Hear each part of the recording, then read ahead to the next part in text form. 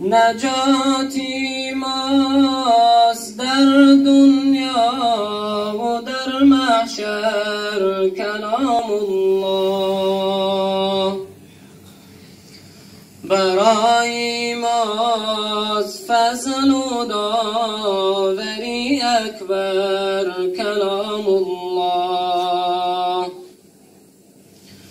نجاتی ماست در دنیا و در محشر کلام الله. برای ماست فضل و داوری اکبر کلام الله. نباشد نعمتی پاینده تر از وی به هر دو کون. له الحمد است هزاران سلطنت بیتر کلام الله. نباشد نعمتی پاینده تر از وی به هر دو کون. له الحمد است هزاران سلطنت بیتر کلام الله. سعادت خادمی آن دل که از حفظش منور شد. مرو را در دو عالم حافظ و رهبر کلام الله. سعادت خادمی آن دل که از حفظش منور شد.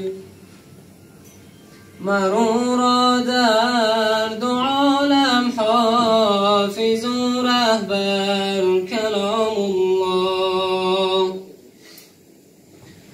بشارت والدینش را که روزی حشرشان را بپوشانند ز نور حق به سر افسر کلام الله. بشارت والدینش را که روزی حشرشان را بپوشانند ز نور حق به سر افسر کلام الله. چه خوش جاعت چه زیبا دولتت ای حافظ قرآن. که بین مدس اهل خالق اطهر کلام الله.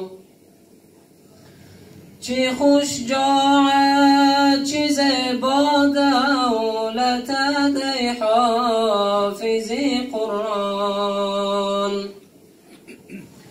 که بین مدس اهل خالق اطهر کلام الله. تلاوت کن که ترتیلت به دلها نور می بخشد. جهان را می نماید چاکرت یکسر کلام الله. تلاوت کن که ترتیلت به دلها نور می بخشد. جهان را می نماید چاکرت یکسر کلام الله. مسلمانان در این ایام چنان پس مانده اند ای جان. که می خوانند و خوانند و بهر زر کلام الله.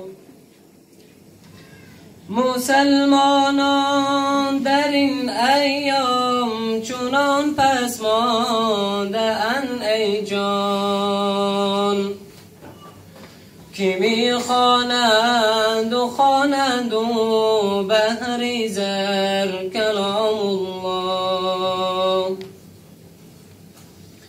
الها ما ضعیفان را بده توفیق کسب و علم، ببخشد من جهان را رونق دیگر کلام الله.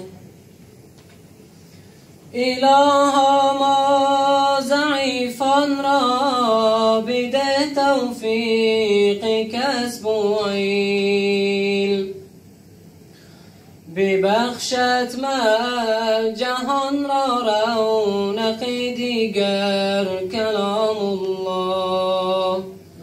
اللهم صل وسلم وبارك عليه.